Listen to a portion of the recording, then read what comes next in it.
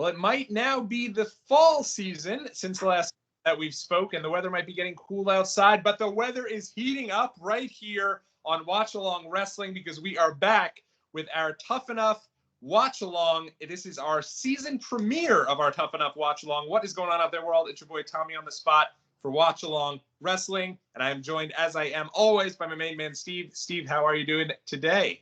I'm doing pretty good. I don't know what you're talking about the weather cooling down, though. What's that like? Not for you. And in fairness, here in New York, and for those who don't know, Steve is he's in Orlando, Florida.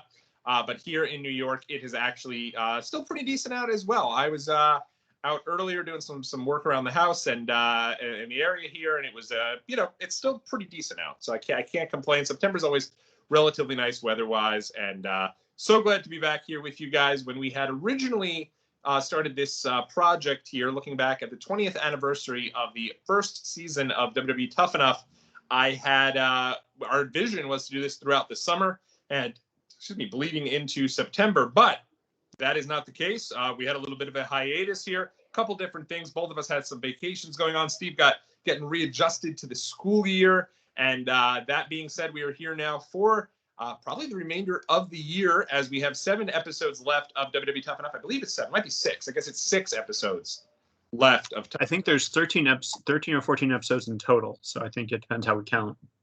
And we've gone through our first 7 episodes. If you have not seen them yet, you can go into the archives and check out our playlist of the first 7 episodes. And even though a watch along of every single episode usually takes us a little while to get there, because we like to catch up here on the show. To begin with, we talk a little bit about what's going on in our lives, some fun things you guys may have missed out on. We talk about some of the ins and outs and some of the happenings in the world of pro wrestling.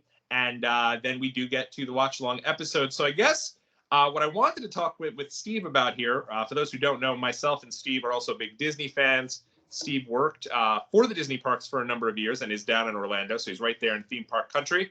And I just a couple of days ago, Zack Ryder, now known as Matt Cardona, his real name, put out his plans for his bachelor party.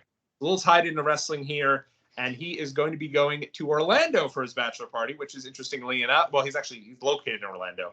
But the reason that's interesting to us is because that is where my bachelor party was. We're going to go through my bachelor party. We'll save that for an episode potentially when we relaunch our Disney 101 project on YouTube. But I wanted to give Steve kind of the rundown because I thought that some of what Zack Ryder had said, and Matt Cardona, I'm going to always call him Zack Ryder. It's not but Matt Cardona had talked about his, and obviously he's getting married to Chelsea Green, who's also a wrestler for Impact Wrestling. So he starts off, and I guess it's interesting that I should note that he also did mention that he is going to be inviting Dolph Ziggler, The Miz, John Morrison, Cody Rhodes, and I guess also obviously Brian Myers, Kurt Hawkins. So there'll be some of the wrestlers. It'll be a whole slew of wrestlers doing basically a theme park weekend. And where he will be starting this trip is going to be at the Boathouse. You know where that is, Steve? Yeah, Disney Springs. Yeah, and so that is where they're going for their first night. They were going through, ironically enough, whether or not they should all stay on Disney property. And he was saying ideally he would have loved to have stayed on Disney property. But when they looked at everything, they decided to go the route of an Airbnb. So they will also be doing an Airbnb.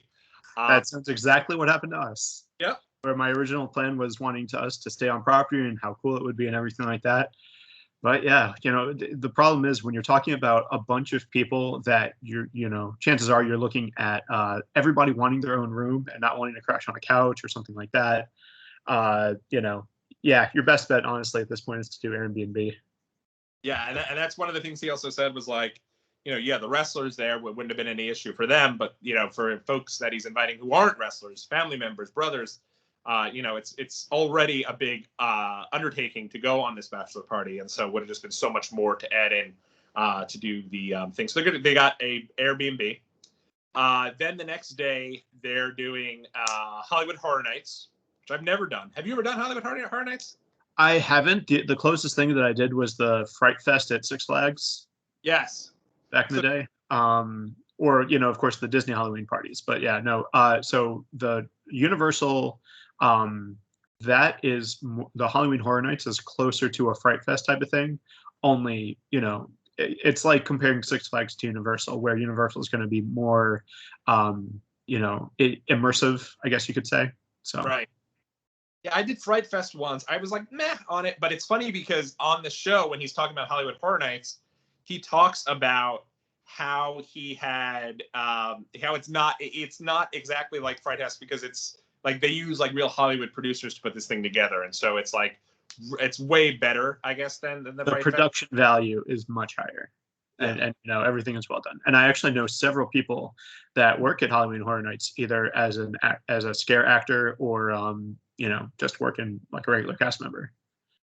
Oh, really? Yeah, and a lot of them, they absolutely love it. They look forward to it every year because it's such a, it's a fun experience for guests as well as cast members. As long as you don't have any guests that react too badly. Well, that's the thing. I think, see, I don't know that I'd ever do it because Ari doesn't like haunted houses. So she would probably hate Hollywood Horror Nights. Does she not like any sort of haunted house related thing where there's, jump scares and that kind of thing? Yeah, that stuff she doesn't like. Absolutely not then. Yeah, because that is half of what you go there for. So. Yeah, and he had said that too. He said it's a tough balance. And it really is also like, probably was for you when we did Mickey's Not So Scary Halloween Party a couple years ago, similarly, because he had said, for him, he wants to go and check out every single one of the houses. That's the only thing he cares about because he goes so often to the parks. Yeah. A couple people that are coming there who haven't been to Disney Universal for a while, many years. And so they're excited to go there and try out some of the different rides and some of the different attractions. So right. with the he's like, I need to set aside some of the time so that they can go on rides and they can go do different things. And so he said they're going to have to do some of that. And he described two different park goers, one being a roller coaster high five guy, which is someone who goes on a roller coaster and afterwards you get off the ride, you're like, woo, that was awesome. Whoa, that was great. Yeah. Or him, who is more of an immersive ride type guy, where it's like, he doesn't care if the ride is amazing as long as it's like an immersive attraction and you feel like you're really a part of something. How would you describe yourself? How would I what? You kind of broke up there. You're more of a roller coaster high five guy, or? I definitely started off more as being an immersive person. Where, don't get me wrong, I still love the immersive experience, but I also love roller coasters now. And, between going to Disney and Universal and now Dollywood and, Busch Gardens, we went a few weeks ago also. So I'm getting my thrill on, but also, Universal does have some great immersive experiences and they do well with blending the two of them. So. Right. Yeah. When we went to, there was something we did. Oh, so for me, I always used to be much more the immersive ride thing. Obviously, one of my favorite attractions is, and I'm not saying the right name, but Donald Duck and the Three Caballeros ride in Mexico. Yep. Billion. That ride is slow. That ride doesn't do much. But when you're there and you're immersed in it, you're just like, this is absolutely amazing. At least I am. And that being said, though, as time's gone on, I think I've changed a little bit myself. For example, I love both rides of Pirates of the Caribbean, but you give me both attractions, I'm going to go more so with the attraction that is in Disneyland because you have a couple drops, you have a little more movement there. So I definitely kind of can get more into that. But then he had said before they went there, he said the big thing with Hollywood Horror Nights before they went there was they wanted to go and drink. They wanted to hang out. He said ideally it would be great to go and, have a variety of different things they could have done if they were staying on a property.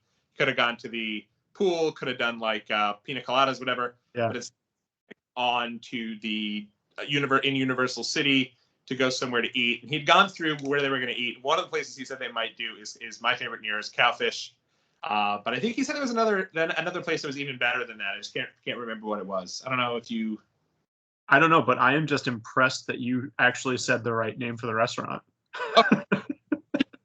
But as the Bergushi. Yeah. It's definitely not the right name.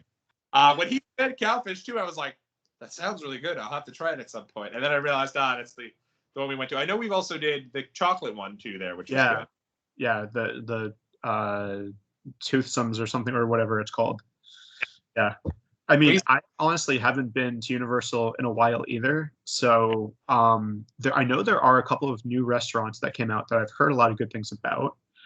There's one where it's it's I want to say something like a steakhouse where they use a lot of like wood grilled elements and that kind of thing. Like there's a huge fireplace in the middle of the restaurant and that kind of stuff. I'm blanking on the name though, but that's probably one of the ones that he was probably considering. Yeah. So that's what they're doing. Then they're doing the Hollywood Horror Nights. So he talked about that. And then what do you think he is ending his bachelor party weekend with the crew? Oh, it's got to be Epcot and Drinking Around the World, of course. Good. So I mean, very similar. Mine, without getting into the ins and outs and all the details, because we could easily do a full hour on that. But I think mine started really well. Mine started before there was the pre-party before Thursday, where we went out to eat and we did like a wings type of night. First night we went down, did a full day in the two parks. I think we did Animal Kingdom and Magic Kingdom. Yeah, I know I met you guys at Magic Kingdom. Right. And then we did something, I think, after that as well, I want to say. No, I want to say Magic Kingdom was the same night that we went to Sea Dog, which is the wings place that we went to. Yeah. And yeah, because I don't think, maybe when we first arrived, it was already pretty late. Yes, it was late when we first got there. Yeah. So I think that's kind of basically what happened. And then the next day we kind of settled into the house, like everybody came up, everybody else that was there arrived. And then that night we went to Disney Springs. Correct. And then we did Universal, and then we did Epcot. Right. Well, so before we did we hung out at the house before Disney, waiting for everyone to arrive, doing beer pong, and that's really what sent me completely off the edge right when we started, because I was doing it with my buddy Dave, who can only have one or two drinks because he's had a splenectomy, so he could only really have one or two beverages or he gets really sick. So I was, of course, we were doing this beer pong, not like the new style of beer pong where people play now, where the cups are filled with water and you just kind of take a sip of your beer. Yeah. Full bore, like half cups of beer each, and throwing them back. And I was knocking them back, taking every single one of the drinks for me and Dave. And then we went to Disney Springs, and I was already well gone. That might have been the most wasted I'd been on the entire trip, was that first night at Disney Springs. I don't know. You were pretty bad after the World Showcase. It didn't help that Joe and I were the dream team, and you guys, we kicked your butts. Well, what always did me in was always those Norway shots. That really kind of killed my entire Drink Around the World, because I had those, and that was really the end of me doing this. Yeah. So also, I feel like we would need to debate at some point what the better starting point is, Canada or Mexico, because that is a point of contention for a lot of people. Well, so he said when he goes to do Drink Around the World, he said his big thing that he wants to do is not do any rides, because he's done them so often, but he knows that he's in a point where he is going to need to probably do a few again, because those people who haven't been there in a long time. And that is kind of the part, I think, that some of the problems that we had at times was you had someone like my buddy our friend Toby, who hadn't been in the park in Epcot, I don't think ever. So he and Joe hadn't been there in forever. So both of them wanted to do things like build your own lightsaber. Toby wanted to go see some sort of animal that he can take a video of that sent to his girlfriend. And so the balancing of every person there's thing. And the way that he's saying it is like, if the wrestlers can't come on his bachelor party trip, then he'll probably just be with like his friends that are from around. And he said, while that'll be less people, it probably will end up being an easier trip, because with so many different personalities, it is hard to get everyone on the same page. I feel like I have certain things when I go to the parks that I'm very much like, I'm fine. I want to do one or two things, and then I'm fine basically following however else anyone else wants to go on the trip. Yeah. But it's always interesting when I go with you and your wife and my wife, because I do think that you and your wife are on one side of things. My wife's on sometimes the next like planet when it comes to like what she wants to do at the theme parks. So even balancing that out can be tough. I think so. One of the things sometimes, at least now that you guys have been down a few times, it's not as bad.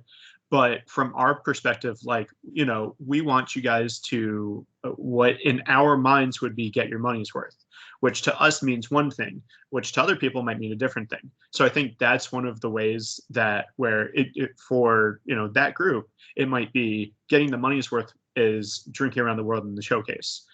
Or it might mean going on all of the rides at least once, doing everything that, attractions wise that there is at Epcot, even though there's not much right now.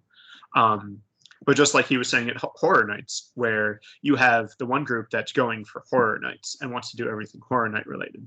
And then you have the other group that's saying, well, we wouldn't do all the rides because we haven't been here. We want to see Harry Potter. We want to see, the Transformers ride and the Spider-Man ride, all these other different rides that are new, like all the new Jurassic Park stuff, all that. So you have those two different dynamics where, if it's a large group, you might end up splitting up, which wouldn't be the worst thing. It not like, when we had one or two guys that went off, did their own thing, and then everybody else was left doing another thing. Where if you have a large enough group and you split it up, half and half, it's not ideal because, bachelor party, you want all of the people to stick together, but at least nobody's going off on their own. Right. Exactly. Yeah. And he had even said, he said that the goal of, he said the goal of Epcot for him is, I think he said, if they have enough people, it's 12. So he said that's the reason they can't do a backstage tour. Because you have a tour guide for every 10 people. So you have to tour guides if it's 12 people. Yeah. So can't really book one. So that's why they're not that. But he said his main goal is, he said, some of his friends are a little immature and he just doesn't want to get kicked out of the Drink Around the World because his fear is if he gets kicked out, he lives in Orlando. He goes all the time. He could get trespassed and never be welcome back.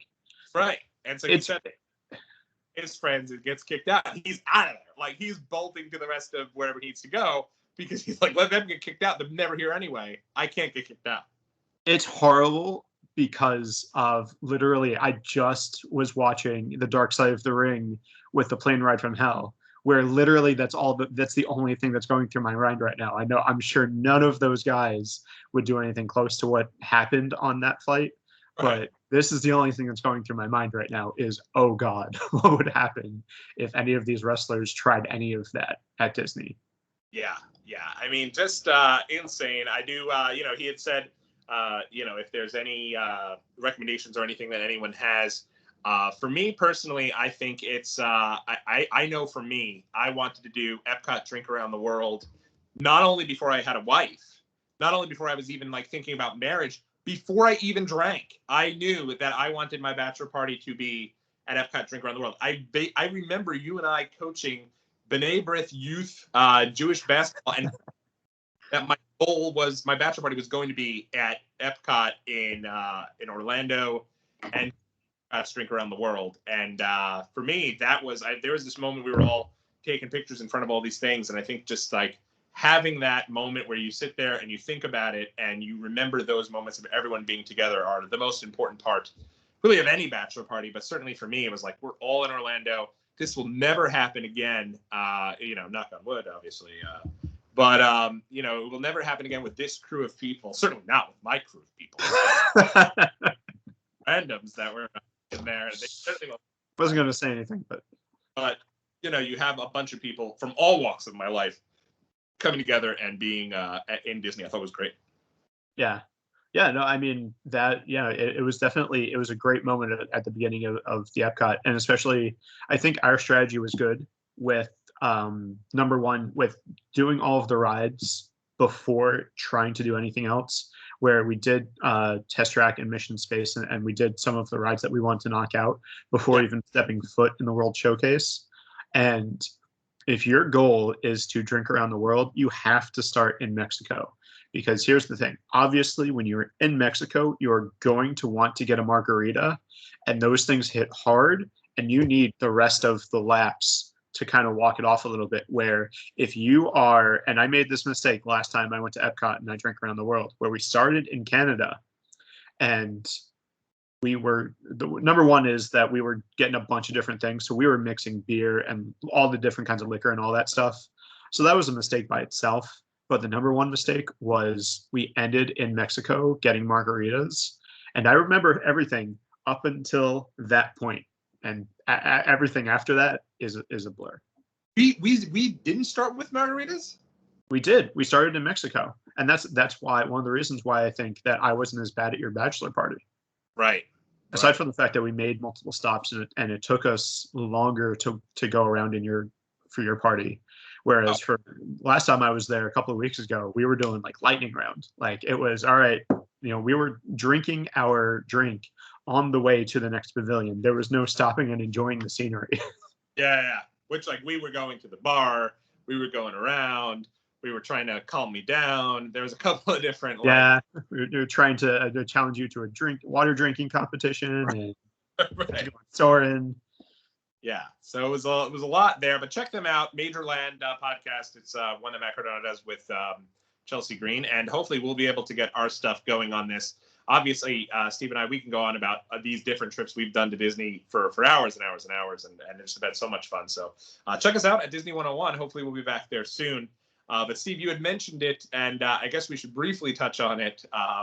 Just the dark side of the ring on the plane ride from hell. I guess before I get your thoughts on it, I will just briefly share that for me, and I was a real asshole about this on my Twitter at Watchalong Wrestling, building up my excitement for this one. This is going to be great. Can't wait to hear this story. This has been one you haven't really heard a lot about because for years I had heard about the plane ride from hell, but it was one that no one really wanted to talk about. So you'd hear about some of the silly things, Dustin Rhodes getting drunk and singing to Terry Runnels, Kurt Hennig and Brock Lesnar getting into a bit of a kind of a joking type of wrestling match. Those are really the two things I remembered. And then there was like, finally we're going to hear everything that happened on this plane ride from hell.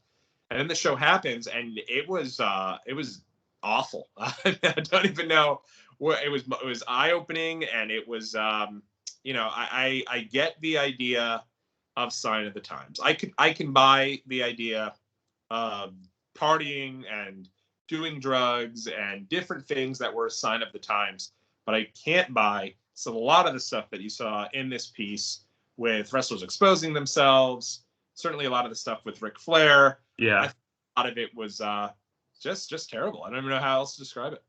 I think the number one thing, aside from all of the other stuff, which, like you said, it was very much reminiscent of any of the behind the musics that you ever got for any of the heavy metal bands from the 80s, where it's like Motley Crue or Guns N' Roses, where it's all like sex, drugs, and women and that kind of thing.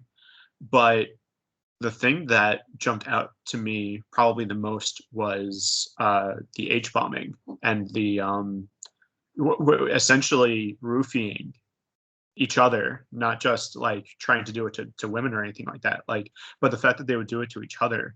I think that was number one, the thing that jumped out to me, aside from the fact that I barely recognized Terry Runnels. Yeah, well, I mean, and there's this piece with RBD where he's describing what an H-bomb is. Yeah. Casually saying a lot of the guys like to do it to each other. And a lot of times they'd also go and they do this to women to have their way with them. And it's like, that's rape. There's no way around. Like, roofing was never okay. Right.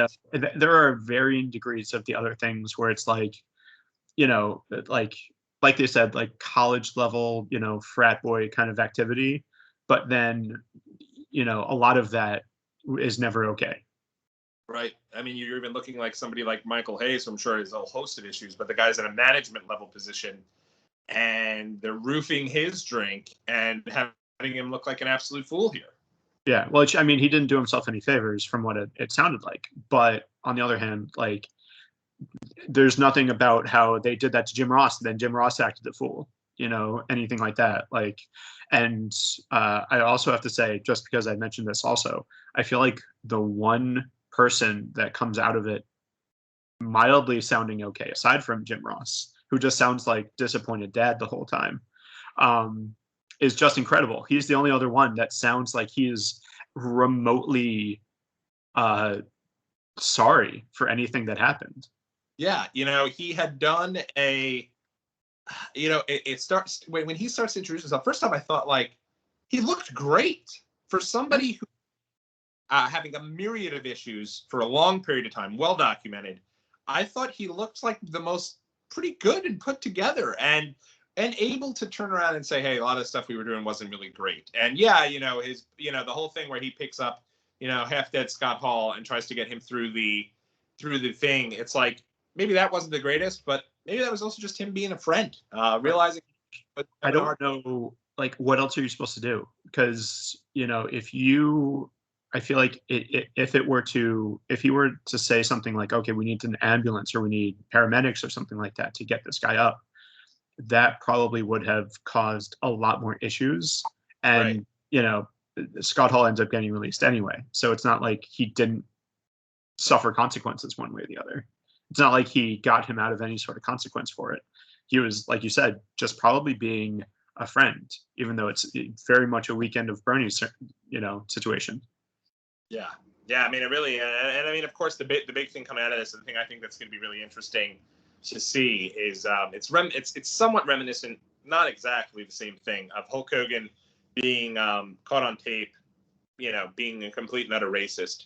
And there was a period of time where he was welcomed back in the WWE family, and he's still there. He hosted WrestleMania this past year, but it does feel like a lot of people have held him accountable for that and have not just been like, hey, it's okay, that was a sign of the times or anything like that. Obviously, this isn't the same as being racist, but I am curious to see if maybe this is the straw that breaks the camel's back when it comes to Ric Flair. Ric Flair, there's so many different types of incidents that have happened with him, whether it be stiffing promoters, not following up on certain things, taking advantage of different people from at least like a business perspective. And you've heard these stories of him, quote unquote, naching, which is him getting annihilated on the road and acting a fool. Yeah. And, even, swinging his, the little Nate around. Yeah. And everyone kind of laughing it off as him just being him. But I think in this, it's like the guy was also, whether you're screwed up or not, also having, forcing himself on this poor flight attendant and obviously ruining her entire life from this situation. So it'll be interesting to see if folks kind of just forgive him and we move on, or if this sticks with him. For me, I've never been a fan really of the guy, and I think we've even mentioned here a couple weeks ago that we've never been huge Ric Flair fans. I don't find that stuff as he's so funny. It's just wrong. I mean, even from a back in the day perspective of Ric Flair growing up watching him, I never understood the appeal. I never understood why this guy, like, I get that he was one of the first and he, I'm sure that he probably was a decent wrestler, but I never saw it. I never got it, never understood what his appeal was. And this just kind of cements that I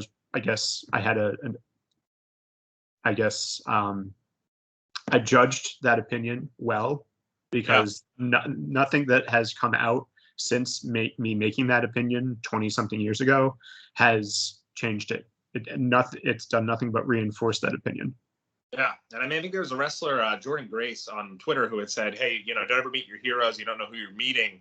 Anyone could be nice at an autograph signing.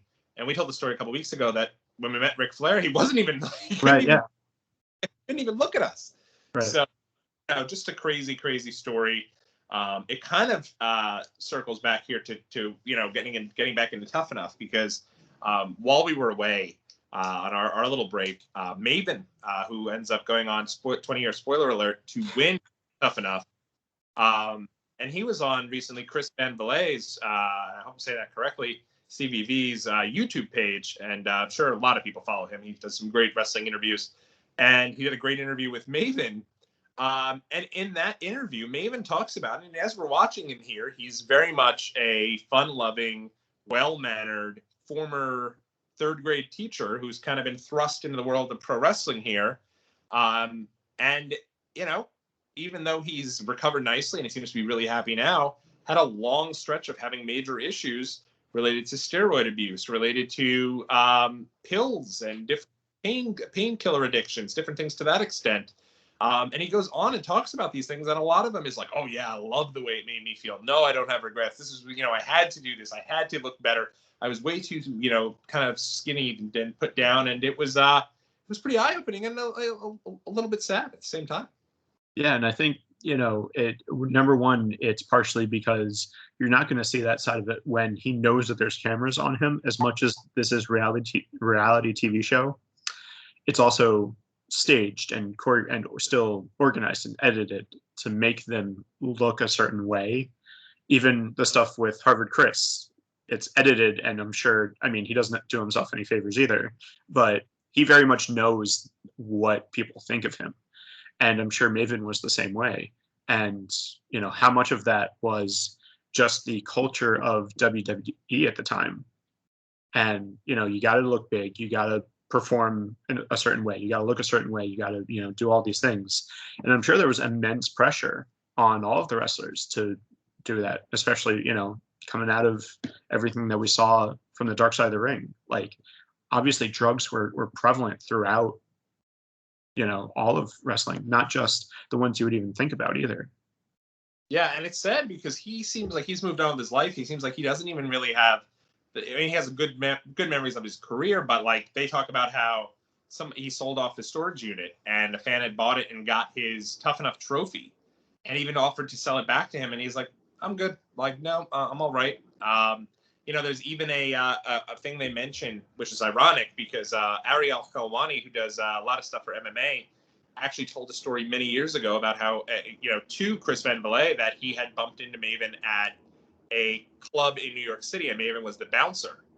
And he said, Maven, it's great to see you. And Maven said, I'm not Maven, and did not want to be recognized, did not want to talk, which is ironic because I want to say 2013 New Year's, the place I went to, Maven was the bouncer, and I lost my mind, like super excited to see him. And he again was like, absolutely not, like, that's not me. I don't know who you're talking about, whatever. Clearly it was. No one has a voice like that. Right. He got into it and said, he was a little embarrassed about it, kind of how he had fallen, but that those jobs had really helped to build himself back up because at least he had something to fall back on. Yeah, that's true. Really interesting stuff. Go check that out there if you have not done so yet. But I think it's about time we get to the show. Well, I guess before we do that, obviously one of our gimmicks here that we do every week is I do a little wrestling shirt of the week. And so I will show you guys what I'm wearing this week. And it is, if you can see that there, the official WWE SummerSlam 2021 t-shirt. I've got this in Las Vegas. I've not had an opportunity yet to do my SummerSlam Merch Mania, where I go through everything that I got at SummerSlam trip, but we'll do that here, soon enough. So, but if you haven't done so, make sure you go back in the archives, check out all the vlogs from SummerSlam weekend. Also have a vlog up from SmackDown over at MSG from last week, and we'll be doing another one coming up here at AEW in Queens. I'll probably be taking a little bit of a live wrestling break because that is a whole slew of shows that I will have been to in a short period of time. But check those out if you have not done so. So, Steve, are we ready to go? I am ready to jump back into this. Absolutely. Now, at the halfway point, I believe where we left off, we are now preparing for, I think, some of the contestants and visit them while they're there on the show. Oh, I lost you there, Steve, for a sec. Yep. And I tried to. Are you there, Steve? Yeah, I'm here. We don't. Oh, there you go. You're back. All right. Okay. So yeah, I had tried to move an alarm and on my phone, and in doing so, I lost my thing for a sec. So, all right. So before we get into this here, I think we have Josh and Chris that have visitors that are going to be coming to visit them. I think that's this episode coming up. At least the last episode had kind of prepped us for that. And it seems that the injuries are piling up here for some of the contestants. So I am at 3 zeros. Are you also, Steve? I'm at all zeros.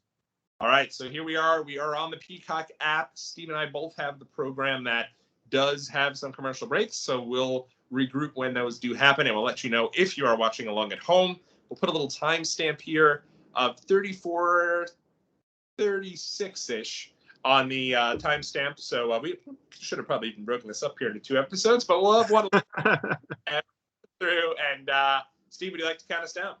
Absolutely. So here we are, all at zeros, episode season 1, episode 8. Injuries start piling up, and 3, 2, 1, start. And there's that famous intro package there. You can see the aforementioned Maven, Victoria, who's no longer there, Shadrick, who's already been eliminated.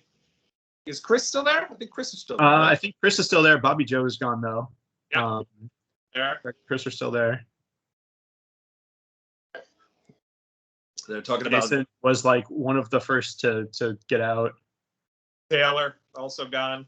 Paulina, the heartbreaking exit that she had. The last one that was eliminated, I think. Daryl, nobody misses you. Except for maybe you. Yeah.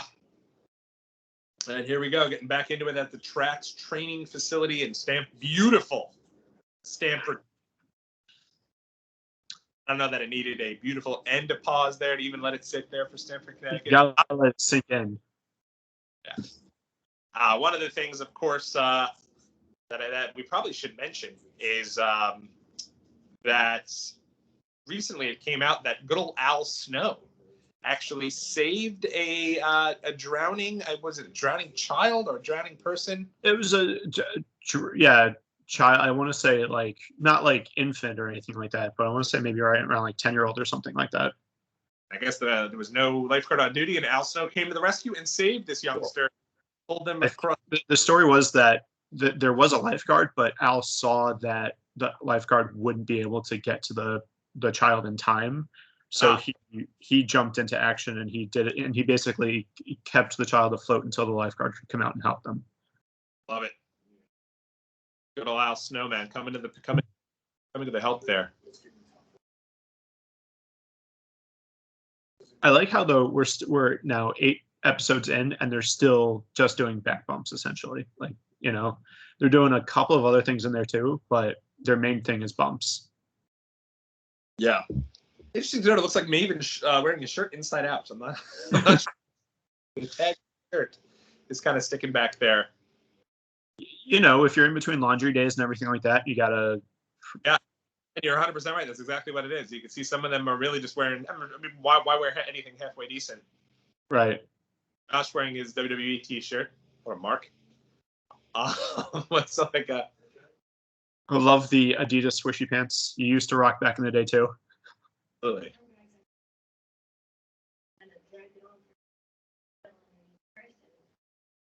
Yikes.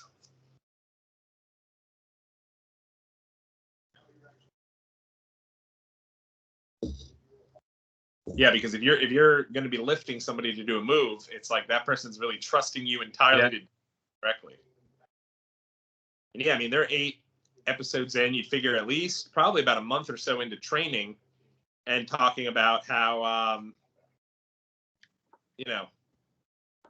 just now starting to do moves where they're lifting each other.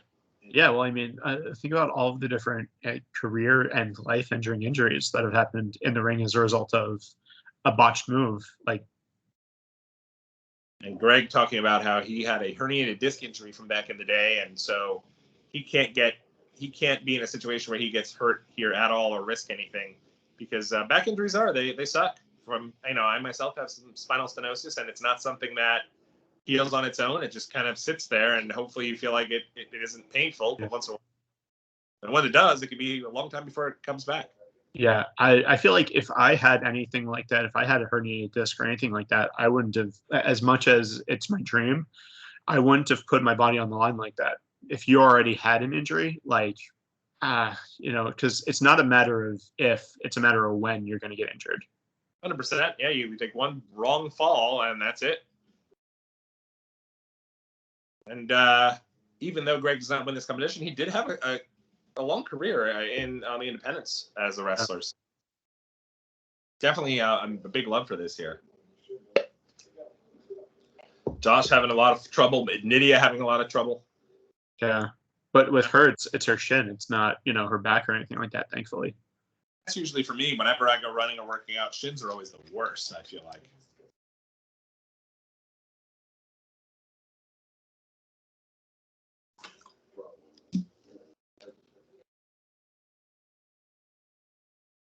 Oh, so Tori's even saying that she's even fused. Yeah. She's there.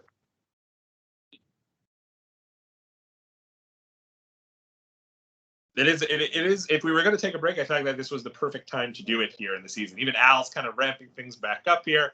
It feels like they were also on a break and they're just restarting. Yeah, right. they're just coming back into everything. But I mean, he makes the point of like, listen, like it's gonna be one of those things where it's like your body is gonna get used to it. You're gonna get used to it mentally, but it's hard to, especially at first, get those first couple of injuries and find the will to keep going. Yeah.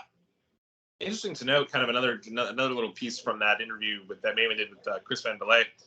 He had talked about how when he first went to the casting, the folks from MTV pulled him aside and said, "What is your end goal here? Is it just to be on TV? Because if so, we can give you a spot on the Real World right now, and you'll have a long career doing Real World." Really? Yeah. And ended up saying no, that he really wanted to be a wrestler. And so he hung in there and did what he could to make sure that he continued to do that. And in doing so, I mean, he had a pretty good career in WWE, but so almost the exact opposite of what happened with the Miz.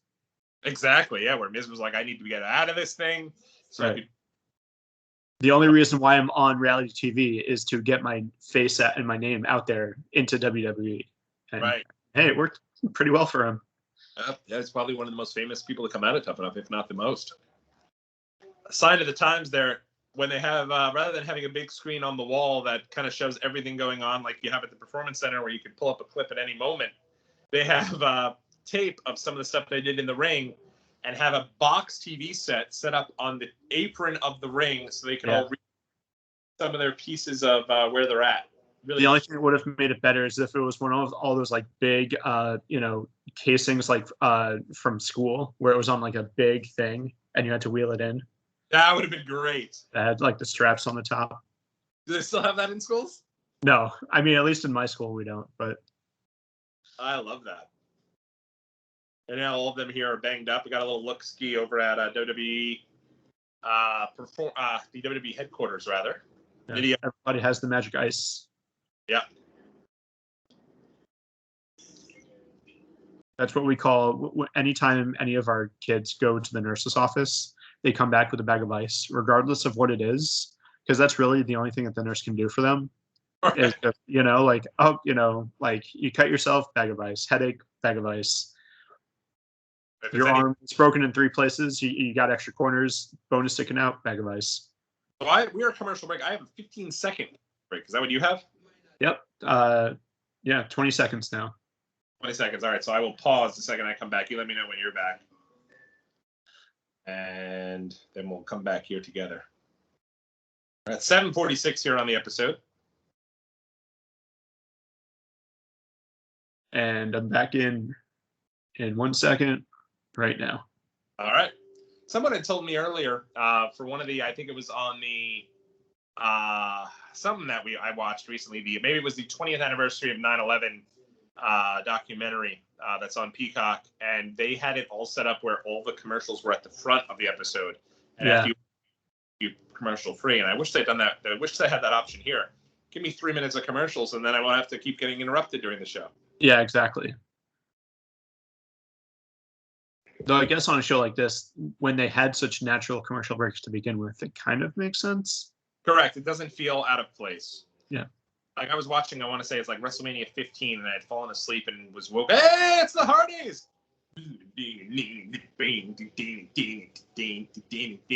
All right, I'll. But I like how it's not their actual music. It's just the generic like guitar music. It's not their entrance. Why not? That was out of nowhere though. The Hardys. I was like, oh shit. Yeah.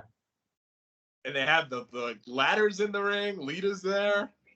I love that the baseball jersey that Matt's on. That is a cool, pretty iconic Hardy's shirt right there. The 2 Extreme.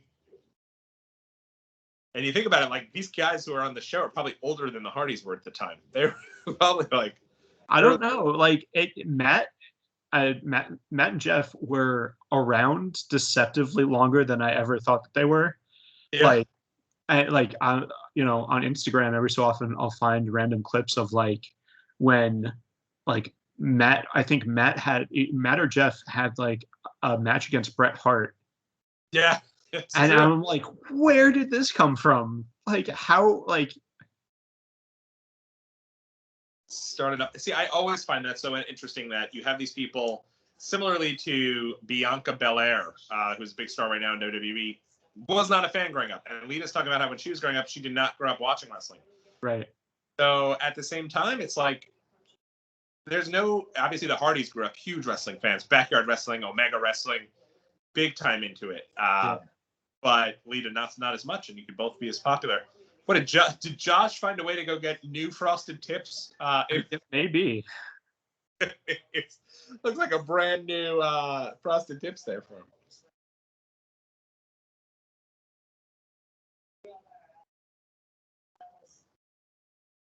Oh, okay. So this must have been, yeah, Stone Cold beat them up. So this must have been right after the two-man power trip when Austin turned heel, joined Triple H, and they both destroyed the Hardys and Lita.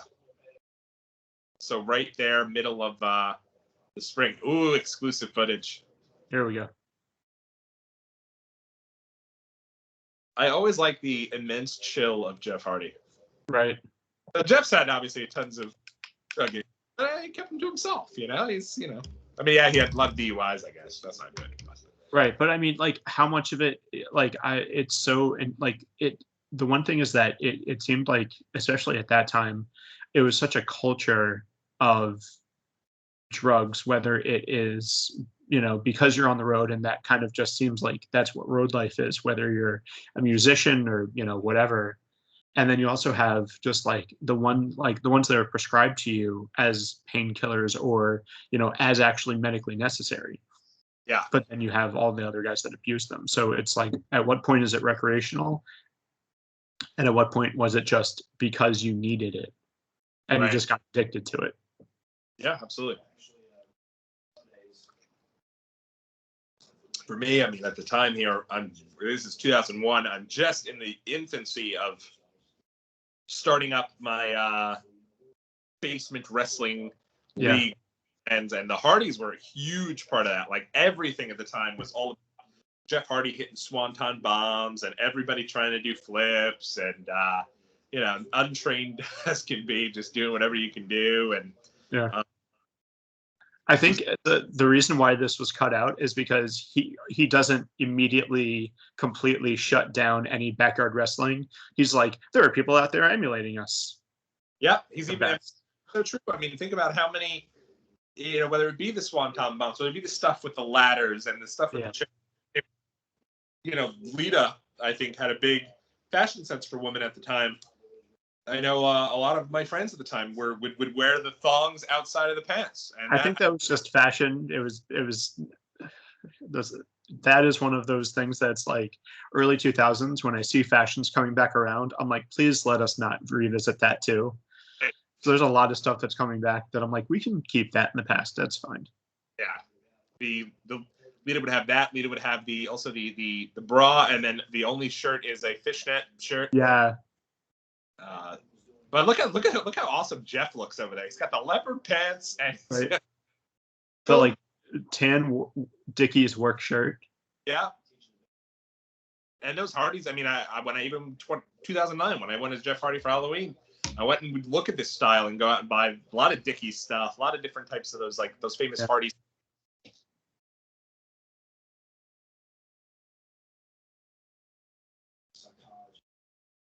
This stuff, I think, is all exclusive footage. Yeah. But he's also, I think, maybe also because they're talking more about the behind the scenes stuff. Yeah. Maybe that's also why. But also, there's a lot, I mean. Well, also they're running on for a while. What's that? They're going on for a while, so. Well, I think also they're talking about. That's what it was. That's what it was. It was Jeff wrestling Scott Hall. That's what it was. And I was like, what? What? Well, and the story here is that he's 16. Yeah. And how old you are in the back, and he says I'm 18, and they forge the parent signature or whatever it is, and he gets a spot wrestling for WWE when just by not saying anything. That's probably why they also didn't put it on the MTV thing that WWE was letting a kid at 16 years old wrestle on their television show. Yeah. Yeah, such a crazy deal that these guys have had such long careers. Both of them still Yeah. active. Jeff now on Raw every week, and Matt Hardy a big piece with the Big Money Matt character for AEW. Lita unfortunately did have to retire. You know, she ends up having a pretty bad neck injury not too long after this. Yeah, and that wasn't even wrestling related. It was from a TV show, wasn't it? Yeah, that's right. She was on that show with Jessica Alba. Was it Dark Angel? I think I so. think something like that. Yeah, and she did a little I think she did a Hurricane Rana. Insisted Yeah. on stunt and then screwed up her neck and broke it. Yeah. Kind of a freak thing. Yeah, such a at the time I feel like they were like the fun, young, up and coming wrestlers there who were probably not in your main event, but you think about when they turned Steve Austin heel and they wanted people to get behind Austin, the first people they go after was the Hardys and Lita because that's the one group that probably could get heat on the below, right, having them do that. Yeah, but the whole thing about this was the takeaway that I'm getting was Jeff saying that whatever manager or whatever guy he was talking to was just like, oh, it's fine, you're 18, right? Yeah, no, that's fine. Right, because they probably just needed any body to go in there and matches. I love that the camera person is doing a full body look at Jeff's outfit.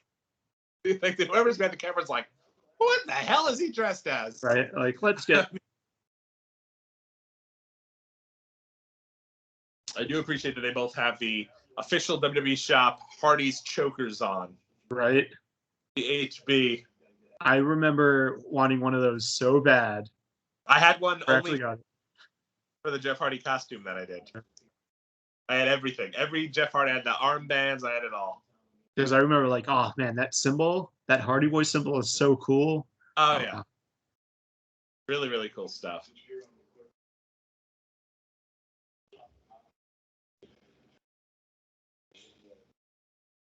So Nydia and Josh are now being asked to sit out.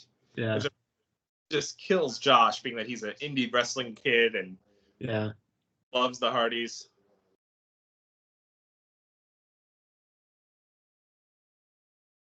Thank God, as I'm looking at all the scratched WWF logos everywhere, thank God they came up to some sort of agreement with them to blur everything, or this entire show would be so unwatchable. Everywhere you look is a WWF scratch logo. Yeah. You'd have blurs everywhere. I guess it's been long enough where they're like, all right, fine. Yeah. One of my favorite clips is there's a clip of AJ Lee, who went on to be a big wrestler for WWE, meeting Lita around this time when she was a youngster, maybe 10 years old, and she's like hysterically crying. And the funny part is that at one point, Lita was in a relationship with CM Punk. You got to look at Matt Hardy has to do his taunt before doing the Hardy leg drop off the top.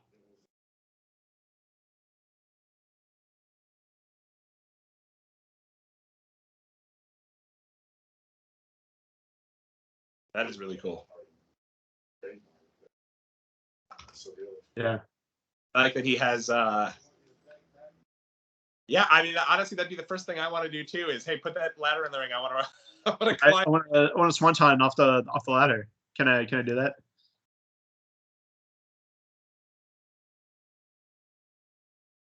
So true. It's probably very true. I mean, you think about it, they're on the road constantly. Yeah. And them especially, going through tables and doing all the high risk maneuvers and all that stuff that they always did. Yeah. And Jeff Hardy doing swantons just in like the middle of a match on the apron itself with the side of the ring going straight up into his back. It's like, yeah, why not? Pain.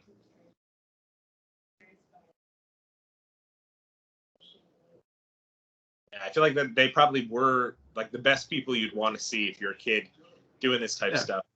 Like these guys were, they're, green for the most part. Yeah, well, especially the way that they did it. I mean, like Triple H being the head, I mean, I know at this point he's not who he is now, but he was still pretty well connected in the WWE at this point. So he's maybe not the guy to necessarily come out and say, all this hard work is worth it. Yeah. I want those two where it's like, literally it's been their dream since they've, as far back as they could remember and that kind of thing.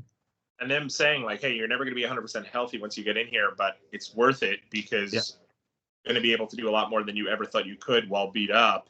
Yeah. Once it blood, it's like you just love this so much. I think is really cool, and it looks like Greg here is having a lot of trouble, even though he does have on a pretty incredible WrestleMania 17 T-shirt. Yeah. And all the elbow pads and knee pads and stuff, all of that isn't going to help too much. No.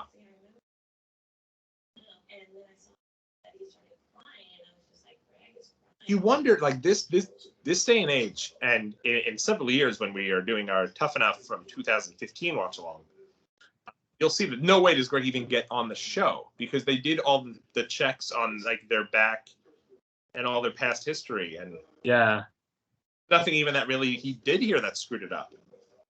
Well, I mean, that might have been one of the reasons maybe why he didn't get selected in the first place. Right, he was an alternate as we hit another crescendo. Yeah, I'm at a minute now. I'm in a minute ad. A minute? Yeah. All right, so I'll pause mine. But one of my random things is one night I think I was watching like a WrestleMania, let's say 15, and ended up falling asleep middle of the show, and I wake up and I was like, was Patrick Mahomes a part of WrestleMania 15? And then realized it was a commercial for State Farm. In the middle of the show. A little ad for Chiefs Ravens, which will be later tonight. Obviously, when you guys see this, I'm doing. I got that up now too. Wasn't maybe this is misremembering, but wasn't Gronk a part of something at some point? He's got to be part of wrestling at some point, wasn't he? Oh yeah, he was a host of WrestleMania 36, and even has his own Mattel Elite figure. And was the plan was for him to do a big match at SummerSlam. Are you back now? I have about 3 seconds left. For him to do a match at SummerSlam 2020 in Boston. But then that got canceled because of the pandemic, and he got out of his contract to go back to football. You're back now? Is your feedback? Yeah, I'm back. So Greg, having a lot. Greg basically saying, listen, dude, it's not going to get any better. Exactly. Dude, doing a bunch more bumps, though that is a mindset a lot of us have, including myself, where I always am like, I'm not feeling great, but if I just push through, I'm sure my sickness will go away. Yeah. And gets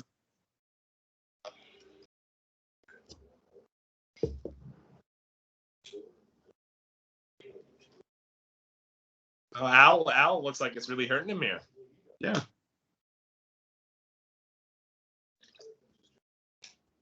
Yeah. It sucks too because you wonder if this guy was healthy. I think he would have had a great chance to win the whole show. Yeah. And Maven even talks about, and we'll get there, where at one point his mom is having a hard time, and the producers even kind of tell him at that point, like, hey, dude, if you leave, don't do it because you got a great chance to win this thing. Right. Basically, I think like this is yours to lose. Right. But I feel like if Greg was still hung in there, I mean, I think he had a great look at the time. WWE back then, and now again, supposedly is. But I think he would have done really well. But yeah, if he's got a herniated disc, like once you have a back injury, it is so tough to overcome that. So it's interesting. So I have the closed caption on over here, and where it says like his last. I'm on a commercial break, by the way. So it goes. He says something, and then in the closed caption, it's just indistinct, but it's very clear that he's talking to Nydia. And he goes to and he says, "You and Maven got to do this, man." Oh, really? Yeah. So I think that's kind of interesting. Where it's like, what did he know? And why didn't they put that down there? Because it was very clear what he said, but it just says indistinct. Because I don't have commercial break. What'd you say? I said, let me know when you're back from commercial because I do not have back. All right.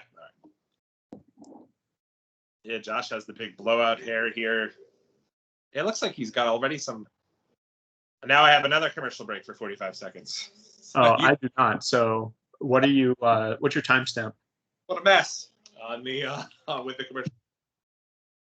But yeah, lots going on here when it comes to Josh and everybody there.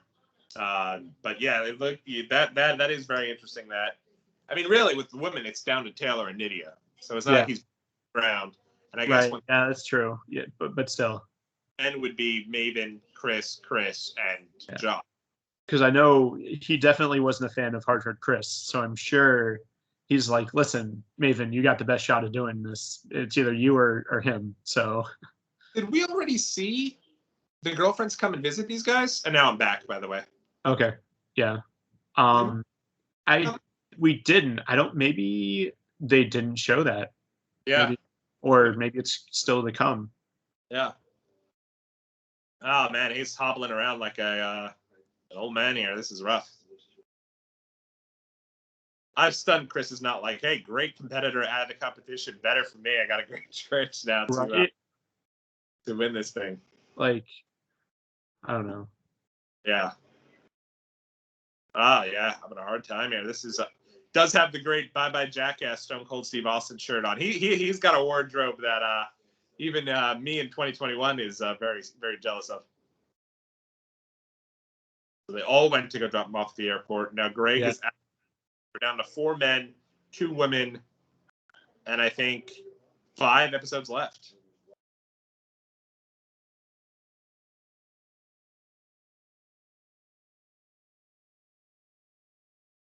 And they're all doing push-ups here and sit-ups. It looks like they are certainly not having a ball while being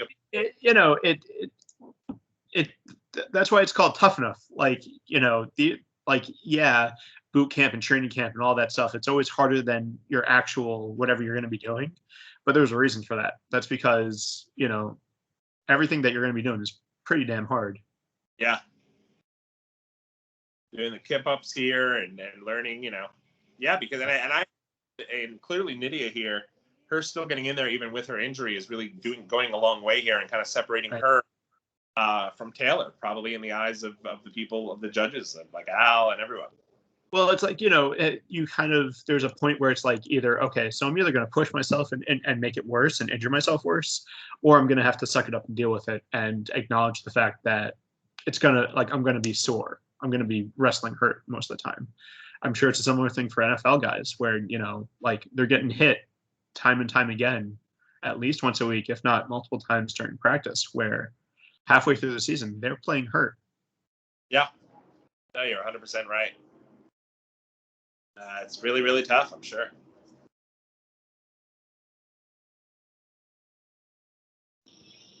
Yeah, and I think Taylor, I'd say looking at this, Taylor definitely seems like more of a fan, I'd even say, of wrestling than Nydia does. But it seems like Nydia hanging in there and is a gamer for sure.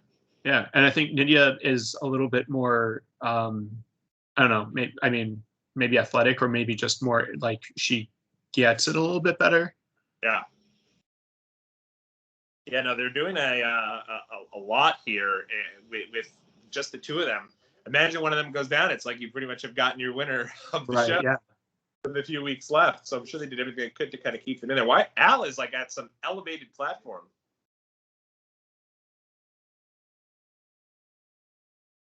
Imagine if it was down to 2 guys and Chris was just like, all I need to do is hurt him. Because I imagine like that is just what he would do. Yeah. It's pretty cool though that they're being able to kind of watch their match back and as the wrestlers critique them and let them know like what to improve upon these things, and really, really cool piece of it. Oh, Greg's back. Yeah. Well, I think he was just going to the doctor, I think. I thought he was going home on a flight. I was like, wait a minute. But it sounds like now he's leaving. Yeah.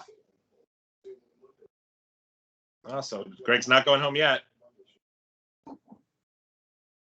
And I think Al waiting with him shows how much he really respects him and likes him. Yeah. Because if not, I think he'd have been like, hey, hit the bricks, kid. Right.